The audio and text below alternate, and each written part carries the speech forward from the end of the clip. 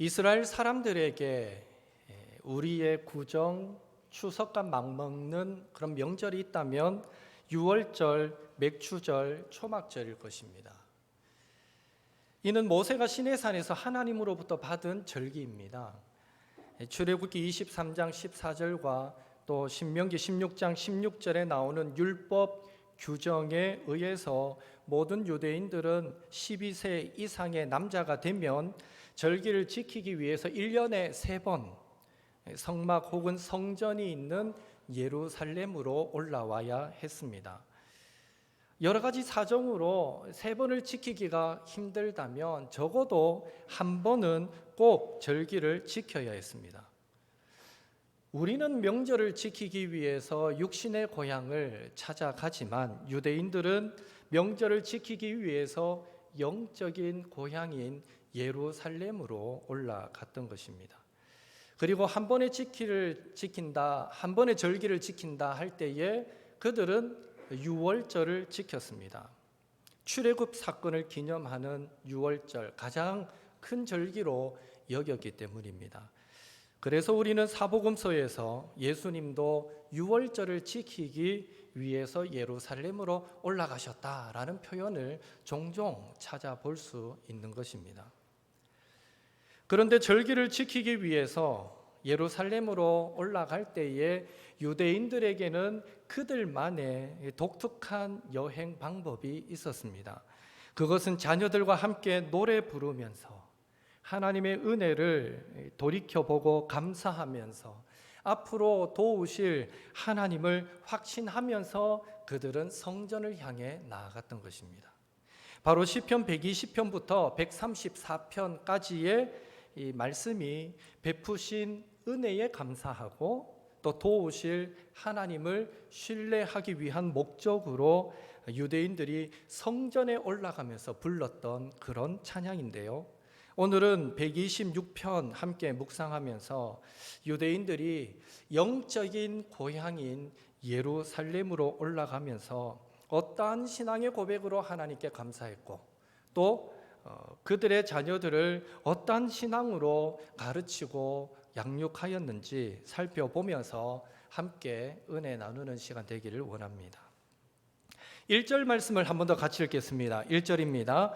여호와께서 시온의 포로를 돌려보내실 때에 우리는 꿈꾸는 것 같았도다. 아멘. 많은 신학자들이 시편 126편을 바벨론 포로 귀한 감사시다라는 이 별명을 붙였습니다. 이스라엘 백성들은 하나님께 범죄해서 BC 586년에 바벨론 느부갓네살 왕에게 멸망당하여 흩어지게 되고요. 많은 사람들이 바벨론의 포로로 잡혀가게 됩니다. 그 후에 하나님의 약속대로 바벨론 포로 생활 약 70년쯤 지나갈 때에 바벨론은 바사, 페르시아에 의해서 멸망하게 되고요. 바사 고레스 왕이 모든 포로들의 본토 귀한 영을 내림으로써 드디어 이스라엘 백성들은 포로 귀환하게 됩니다. 1차 포로 귀환은 BC 537년에 여호야긴 왕의 손자였던 유다 왕이 계승자인 스룹바벨에 의해서 이루어지고요. 2차 포로 귀환은 BC 458년에 학사 서기관 에스라에 의해서 이루어지게 됩니다. 그리고 3차 포로 귀환은 BC 444년에 바사 왕의 술 맡은 관원장이었던 느헤미야에 의해서 이루어지게 되는데 오늘 시편 기자는 그들의 이 역사에 있었던 이 포로 귀환의 감격을 시로 지금 노래하고 있는 것입니다. 특별히 구약 성경 가운데 이 포로 귀환의 내용을 조금 상세하게 자세하게 기록하고 있는 이 본문이 에스라서이고요. 그 가운데서도 에스라서 7장, 8장에 보면 학사 에스라에 의해서 어떻게 포로 귀환이 이루어지고 있는가를 상세하게 기록하고 있는 것을 보고 있습니다. 우리는 그 기록에 근거해서 오늘 시편 126편도 에스라가 기록한 것은 아닌가 하고 많은 신학자들은 추정하기도 합니다. 하여튼 굳이 저자를 알지 못한다 할지라도 한 가지 분명한 것은 이 시편의 저자는 포로 귀환의 그 감격을 감동적으로 지금 노래하고 있다라는 것입니다. 먼저 시인은 1절에서 포로 귀환하고 있는 자신과 많은 이스라엘 백성의 그 마음의 상태를 두고 우리는 꿈꾸는 것 같았도다. 우리는 꿈꾸는 것 같았도다라고 고백합니다. 우리 가운데 1945년 8월 15일 이 광복의 기쁨을, 그 감격을 경험해 보신 성도님들은 어쩌면 이 포로 귀환의 감동을 비슷하게 느끼실 수 있을 것입니다. 그러나 그 외의 성도님들은 이 유대인의 포로 귀환의 감격, 아마 감동적이었을 거야. 어느 정도의 공감은 가능해도 생동감 있게 느끼기란 쉽지 않을 텐데요. 그래서 우리는 이 시인을 비롯한 많은 이스라엘 백성들이 왜 포로 귀환 당시에 꿈꾸는 것 같았다라고 고백하고 있는지, 그 이유에 대해서 잠시 묵상해 볼 필요가 있습니다. 첫째로 1차 포로 귀환이 이루어지게 된 역사적인 배경을 우리가 생각해 보면 시인의 마음을 조금은 이해할 수 있습니다. 이스라엘 왕들의 역사는 역대하 36장을 끝으로 일단락 맺게 됩니다. 역대하 36장에 보면 이스라엘의 멸망 후로 이스라엘 민족은 70년의 시간을 포로로 보내게 된다라는 간단한 기록이 있고요. 그것과 함께 역대하 36장 마지막쯤에 보면 곧바로 이스라엘의 포로 귀환을 선포하는 내용이 함께 기록되어 있습니다.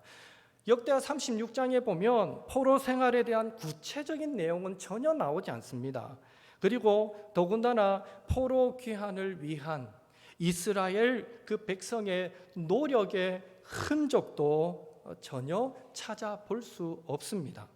단지 성경은 이스라엘의 포로 귀환의 원인을 아주 간단하게 이렇게만 설명합니다. 역대하 36장 22절 23절 같이 읽겠습니다. 바사의 고레스 왕 원년에 여호와께서 예레미야의 입으로 하신 말씀을 이루시려고 여호와께서 바사의 고레스 왕의 마음을 감동시키심에 그가 온 나라에 공포도 하고 조소도 내려 이르되 바사 왕 고레스가 이같이 말하노니 하늘의 신 여호와께서 세상 만국을 내게 주셨고 나에게 명령하여 유다 예루살렘에 성전을 건축하라 하셨나니 너희 중에 그의 백성된 자는 다 올라갈지어다.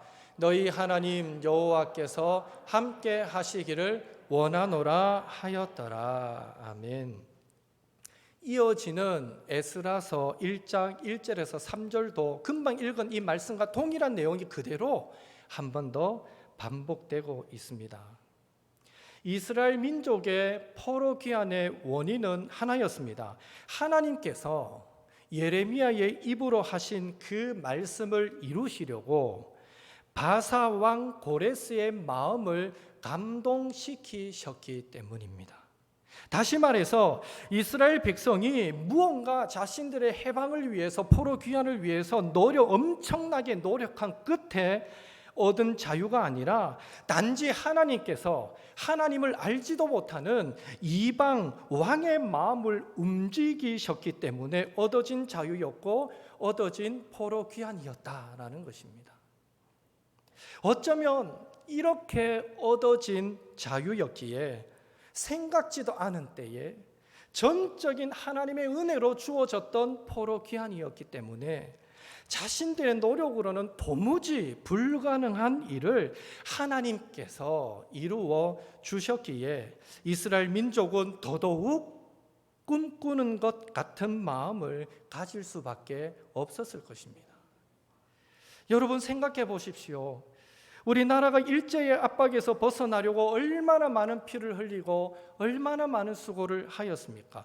그런데 지금 이스라엘은요, 그 어떤 수고도 하지 않았고 또한 전혀 어떤 노력할 여지도 남아있지 않는 체념의 상태에서 어느 날 갑자기 자기를 지배하던 바벨론이 멸망하더니 페르시아라는 왕조가 들어서는데 뜬금없이 이방 나라의 왕이 갑자기 자신들에게 자유를 선포했으니 이 얼마나 꿈 같은 일인가라는 것입니다. 둘째로 포로 귀환의 그 여정을 한번 생각해 보면 우리는 꿈꾸는 것 같은 이 시인의 마음을 조금은 또 이해할 수 있습니다. 포로 귀환의 여정은 그 자체로 은혜였고 기적이었다라고 말할 수 있습니다. 에스라서 8장 21절에서 23절 그리고 31절의 말씀이 이것을 우리에게 잘 증명해 주고 있습니다. 한 절씩 교독해서 한번 읽어보겠습니다. 제가 먼저 읽습니다. 그때에 내가 아하와 강가에서 금식을 선포하고 우리 하나님 앞에서 스스로 겸비하여 우리와 우리 어린 아이와 모든 소유를 위하여 평탄한 길을 그에게 간구하였으니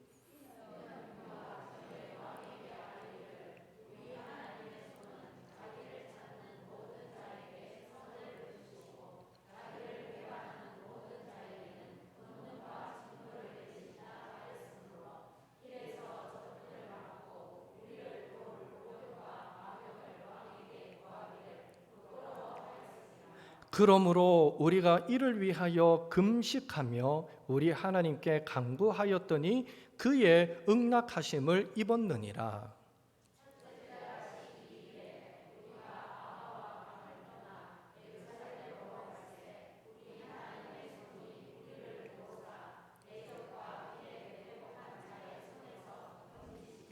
아멘. 현실적으로 포로 귀환 과정에는 많은 위험의 요소들이 곳곳에 기다리고 있었습니다.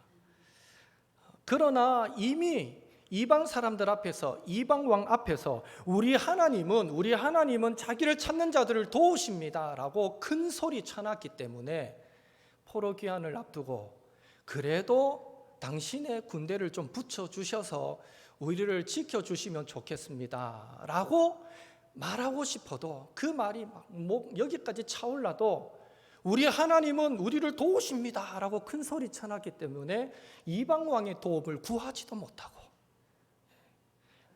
전적으로 하나님만 바라보며 지금 귀환의 여정을 떠나야만 했던 것입니다. 그러했기에 더더욱 약탈자들의 침략이 있으면 이스라엘 백성들은 꼼짝없이 당할 수밖에 없는 그런 위험에 처해 있었던 것이죠. 그러니 얼마나 그들의 마음이 두려웠겠습니까? 오죽했으면 그들이 아하와 강가에서 금식하며 기도한 후에 그 여정을 출발하였겠는가라는 것입니다. 그러나 참 감사하게도 인간적인 염려와는 달리 그들은요 약 1440km나 되는 그 먼 거리를 남녀노소 모두 안전하게 4개월이라는 짧은 시간 안에 여행을 마치게 됩니다. 1440km를 4개월 동안 이동했다라고 할 때에 하루 평균 12km 정도를 걸었다라고 보면 되는데요. 오늘날에도 건장한 청년이 군대 입대해서 완전 군장하고 그렇게 걸어가면요 1시간에 이 평지를 4km 정도 행군할 수 있습니다. 그 건장한 사람이 행군할 때 그렇습니다. 한 50분 걸으면 10분 쉬고요. 또 한 2-3시간 걸으면 밥도 먹어야 되고요. 12km를 군인이 걸어가도 4-5시간은 좋게 걸리는 시간이다라고 보시면 되죠. 그런데 지금 이 이스라엘 백성들은 그 행렬 가운데 어린이도 있었습니다. 노인들도 있었습니다. 심지어 짐승들도 끌고 가고 있었습니다. 그리고 많은 짐들이 있었습니다. 그들이 하루에 12km를 이동한다는 것 자체가 불가능한 일이었다라는 사실을 우리는 알 수 있는 것입니다.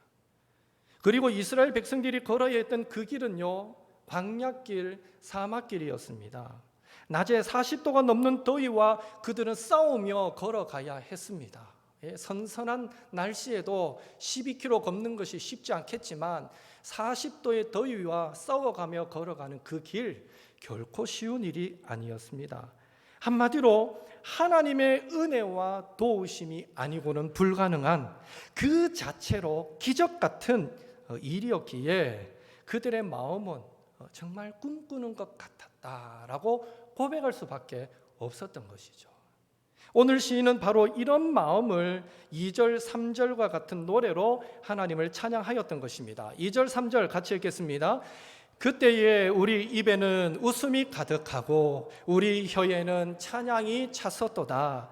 그때에 문 나라 가운데서 말하기를 여호와께서 그들을 위하여 큰 일을 행하셨다 하였도다. 여호와께서 우리를 위하여 큰 일을 행하셨으니 우리는 기쁘도다. 아멘. 전적인 하나님의 은혜를 체험한 자들의 감격적인 신앙의 고백인 것입니다. 오늘 저와 여러분의 심령 가운데 그렇다면 우리에게는 얼마나 꿈꾸는 것 같은 은혜의 감격이 있습니까? 시편 126편은 후대에 이스라엘 백성이 성전으로 올라가면서 그들의 조상과 자신들에게 베풀어 주셨던 그 구원의 은혜에 감격하여 부른 노래인데요. 오늘 우리 역시 스스로 우리 자신을 구원하지 못할 죄인이었는데 예수 그리스도의 십자가 구속의 은혜로 구원받은 것을 생각할 때, 그리고 지난 한 주간 우리의 도움이 되어 주셨던 그 하나님의 은혜를 생각할 때 오늘 성전으로 올라오면서 저와 여러분의 심령에는 얼마나 꿈꾸는 것 같은 그런 찬송이 있으셨습니까?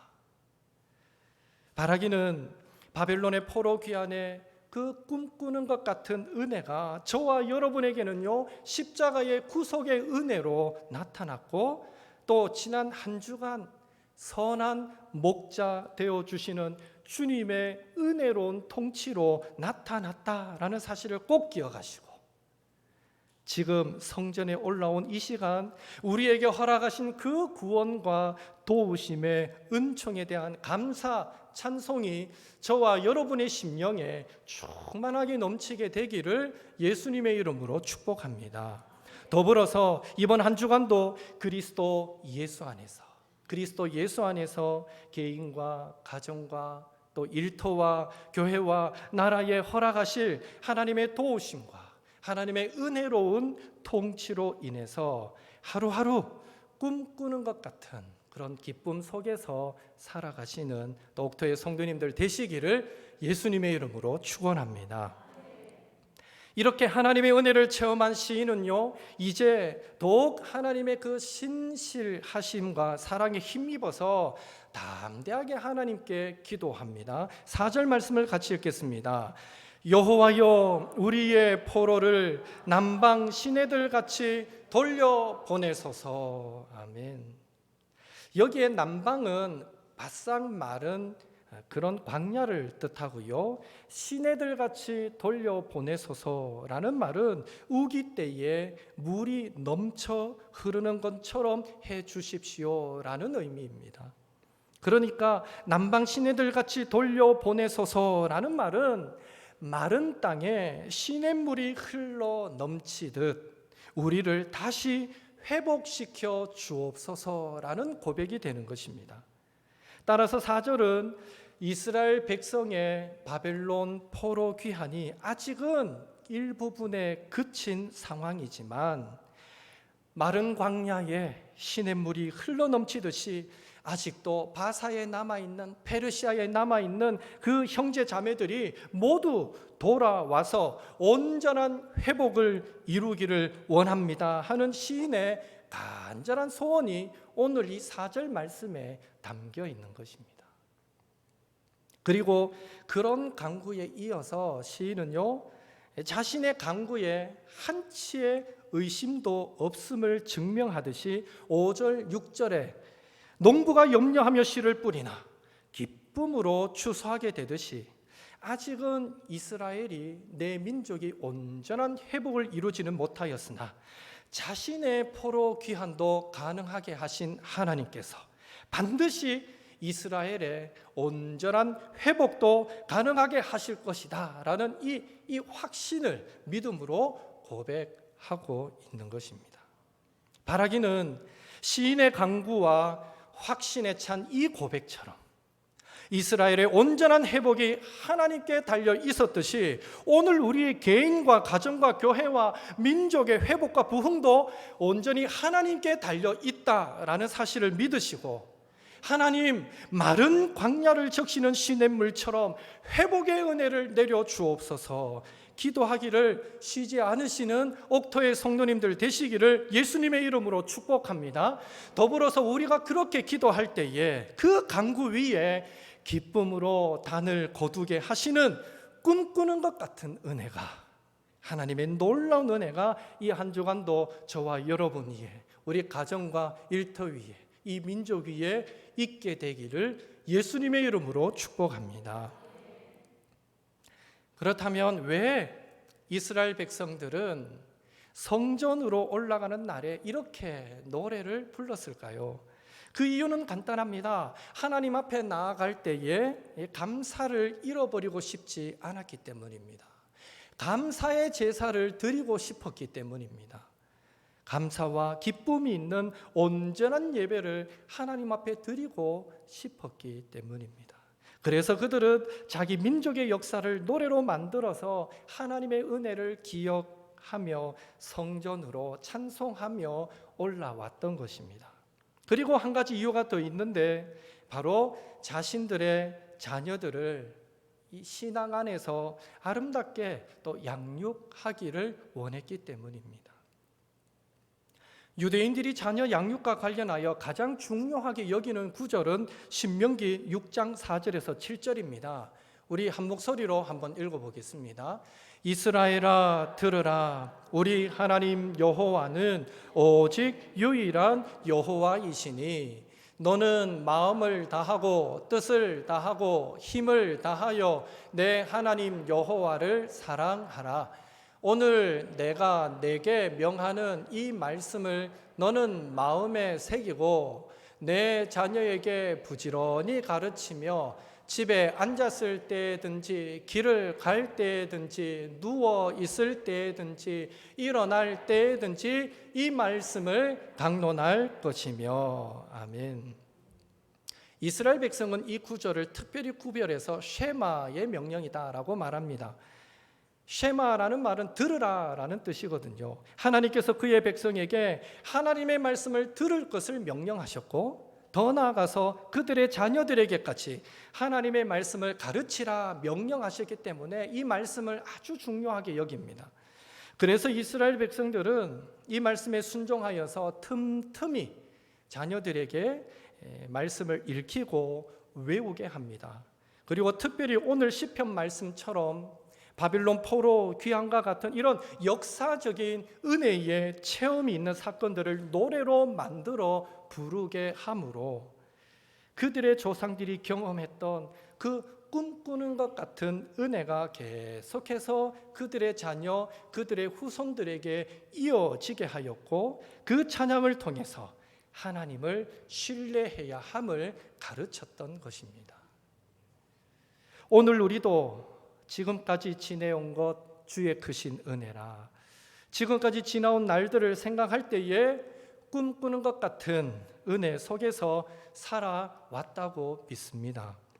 우리가 말씀 통독을 통해서 또 큐티를 통해서 기도를 통해서 깨달은 꿈꾸는 것 같은 은혜가 있다면, 그것을 자녀들과 나눈다면요, 그것이 하나님을 신뢰하는 삶을 가르치는 것이 되고요, 그것을 이웃들과 나눈다면 그것이 하나님만이 우리 인생이 만날 참된 도움이시요 구원이 되신다라는 것을 전하는 것이 된다라는 것을 기억하시고, 이 한 주간을 살아갈 때에 우리가 다른 말은 아끼더라도 하나님의 은혜를 나누고 찬송함에 있어서는 그것이 더욱 풍성해질 수 있게 되기를 예수님의 이름으로 축복합니다.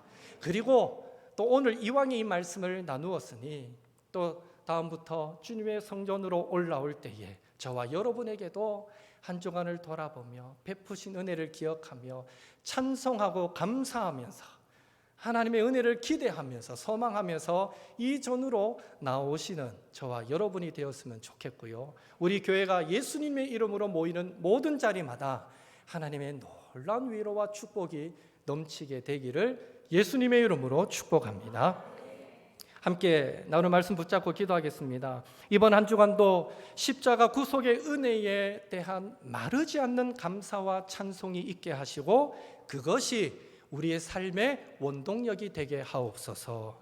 이번 한 주간도 예수님 안에서 우리 개인과 가정과 일터와 교회와 나라 위에 마른 광야에 시냇물이 넘쳐 흐르듯 울며 씨를 뿌리지만 기쁨으로 거두게 하시듯 꿈꾸는 것 같은 하나님의 도우심과 하나님의 은혜로운 통치가 이루어지게 하옵소서.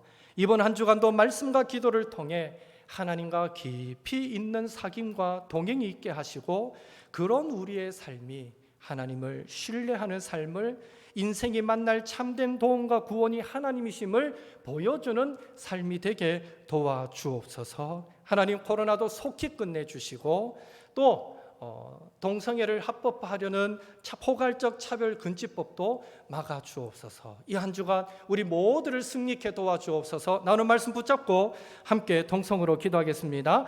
사랑의 하나님, 주님 은혜 감사드립니다. 오늘도 저희들 주님의 성전으로 올라오게 하시고 함께 예배하게 하심을 감사드립니다. 오늘은 특별히 성전을 향해 올라가는 이스라엘 백성들의 그 노래 가운데 시편 126편의 말씀을 우리가 함께 묵상하며 우리가 어떠한 삶의 자세로 살아야 할 것인가, 또 우리가 어떻게 주님의 성전으로 올라와야 할 것인가 도전받게 하심을 감사드립니다. 주여, 간절히 소망합니다. 이 한 주간을 살아갈 때에 주여 십자가 구속의 은혜에 대한 감사와 감격이 마르지 않게 도와주옵소서. 주님의 십자가 사랑이 늘 우리 심령 가운데 아버지여 강물처럼 흘러넘치게 도와주시고 그것이 또 이 한 주간을 살아가는 우리의 힘이 되고 원동력이 될 수 있도록 도와주시옵소서. 아버지여, 간절히 소망합니다. 마른 광야의 시냇물을 넘치게 하시듯 울며 씨를 뿌리는 자에게 기쁨으로 단을 거두게 하시듯 하나님의 그 도우시는 하나님의 그 은혜로운 통치가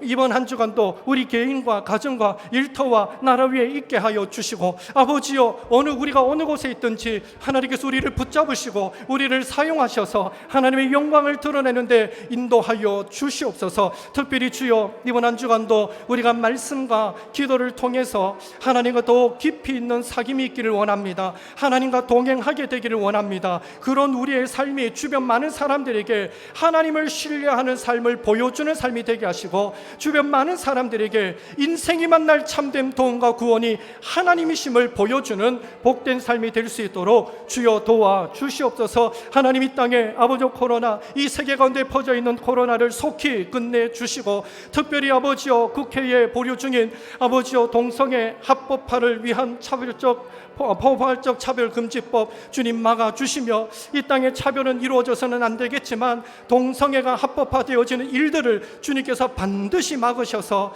하나님의 말씀이, 하나님의 정의가 세워지는 복된 나라가 되도록 주여 인도하여 주시옵소서. 이 한 주간도 흩어져 살아가는 우리의 삶을 지키시고 우리의 처한 곳에서 하나님의 영광을 드러내며 예수 향기 나타내며 살아가는 저희들 모두가 되도록 도와주시옵소서.